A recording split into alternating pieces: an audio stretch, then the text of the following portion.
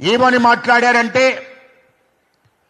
మేము బీఆర్ఎస్ను బీజేపీలో విలీనం చేస్తాము అని ఆనాటి ఒప్పందాలే. ఇది సొంత కేసీఆర్ బిడ్డ చెప్తున్నది, కేటీఆర్ ఆడిబిడ్డ చెప్తున్న మాటనే నేను గుర్తు చేస్తున్నా మీకు.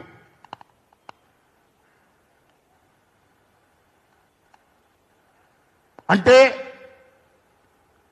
ఈ సందర్భంగా నేను కవితక్క గారికి స్వాగతం పలుకుతున్నాం. అక్క,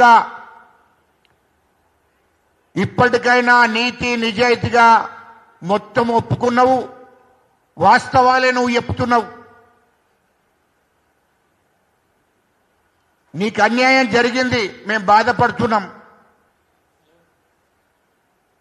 తెలంగాణ ప్రజలకు అన్యాయం చేశారు, ఉద్యమకారులకు అన్యాయం చేశారు, అమరవీరుల కుటుంబాలకు అన్యాయం చేశారు, చివరికత్తే సొంత బిడ్డకు, సొంత ఆడిబిడ్డకే అన్యాయం జరిగిందని చెప్పి మేము బాధపడుతున్నాం.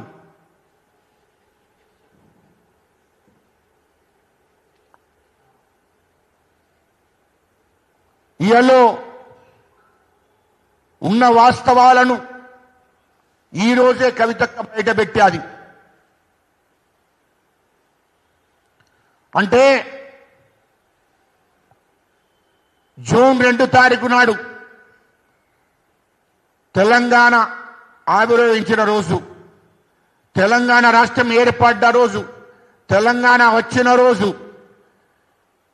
కేటీఆర్ వాళ్ళ ఎమ్మెల్యేలందరూ పోయి అమెరికల నాట తెలంగాణ ఆవిర్భావ దినోత్సవం చేస్తారట. వీళ్ళు ఈ తెలివిలేని నా కొడుకులు తెలంగాణనే సక్కాలేదురని పార్టీ అంటే వీళ్ళు అమెరికాలో పోయి పార్టీ బహిరంగ సభ పెడుతున్నారు.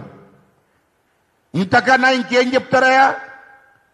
తెలంగాణలో ఒక దిక్కు నీ ఆడిబిడ్డ, తెలంగాణలో బీఆర్ఎస్ సర్వనాశనం అయిపోతుంది, ఇక బీఆర్ఎస్ కాపాడేటోడు లేడరా నాయన అంటే ఈ బీఆర్ఎస్ ఎమ్మెల్యేలందరూ పట్టుకొని, బీఆర్ఎస్ క్యాడర్లు పట్టుకొని అమెరికాలో మీటింగ్ పెడతాడట ఈ మొగోడు కేటీఆర్. అమెరికాలో ఏమంది వీక్తవా? నాకు అర్థం కాలే. కేటీఆర్ అమెరికాలో ఏమంది వీక్తవా బాబు? అక్కడ ట్రంప్ ఉన్నాడా బాబు? ఈ తెలంగాణ రాజకీయాలు చేస్తే ఆడ పండబెట్టి తొక్కి అర్జెంటుగా జైలుకు పంపుతారు. మీరు తెలంగాణలో కదా ఇక్కడ స్కామ్ చేసినట్టు, ఇక్కడ దోపిడీ చేసినట్టు అమెరికాలో నడవది. కేటీఆర్ అది గుర్తుపెట్టుకో. ఒక దిక్కేమో సొంత ఆడిబిడ్డను నడి రోడ్డు మీదకి పంపించి, హరీష్ రావు సొంత ఆడిబిడ్డను ఇంట్లో నుంచి పంపించి బాబమ్మరు లేకమై మొత్తం ఎమ్మెల్యేలందరినీ తీసుకొని అమెరికాకు వేయినరు. ఈ ఆడిబిడ్డనేమో పాపం ఇంట్లో బయటకు వచ్చి ఏడుస్తున్నది. నన్ను మోసం చేశారు, నన్ను దగా చేశారు, నాకు అన్యాయం చేశారు, నాకు ఆస్తిలో వాటా ఇస్తలేరు, రాజకీయాల్లో కూడా నాకు సమాన స్థానం కల్పిస్తలేరు అని చెప్పి ఇక్కడ నడి రోడ్డు మీద పడి ఒక ఆడిబిడ్డ, ఇంట్లో ఆడిబిడ్డ ఏడుస్తుంటే ఈ కేటీఆర్ అనేటోడు అమెరికా పోయాట, అమెరికాలో బీఆర్ఎస్ మీటింగ్ పెడతాడట. ఇదేందే బాబు? అంటే అమెరికాలో ఉన్నోళ్ళు కొట్లాడితే వచ్చింది 60 మీకు తెలంగాణ. అమెరికాలో ఉన్నోళ్ళు కొట్లాడితే వచ్చింది 60 తెలంగాణ. తెలంగాణ ప్రజలు కొట్లాడి వచ్చింది ఇది. తెలంగాణ ప్రజలు కొట్లాడితే వచ్చింది. తెలంగాణలో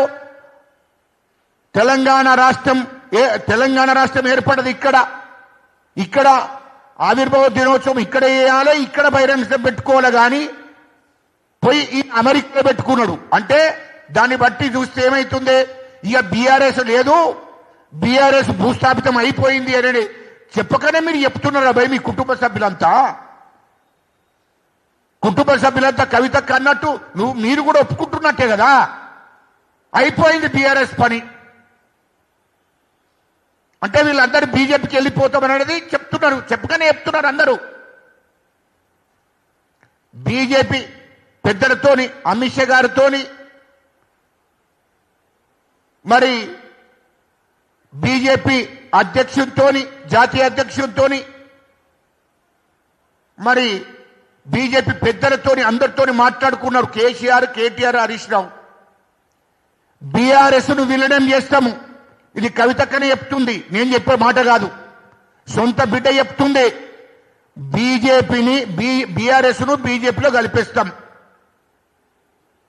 అని ఒప్పందం జరిగింది.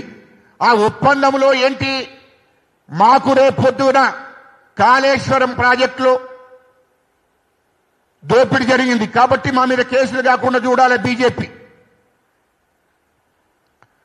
మరి హైదరాబాద్ చుట్టూన్న భూములను మేమే మా బినామీ పేర్ల మీద అయినాయి. దాంట్లో ఏమన్నా కేసులు అయితే బీజేపీ కాపాడాలి. అదేవిధంగా ఇంకా అనేక స్కాములు చేశాం. 3 లక్షల కోట్ల రూపాయలు దోసుకున్నాం. కాబట్టి మాకు ఎలాంటి కేసు కాకుండా మమ్మల్ని కాపాడవలసిన బాధ్యత మరి నరేంద్ర మోడీ గారు, ఈ దేశ ప్రధానమంత్రి మీద అమిత్ షా గారు తీసుకోవాలి.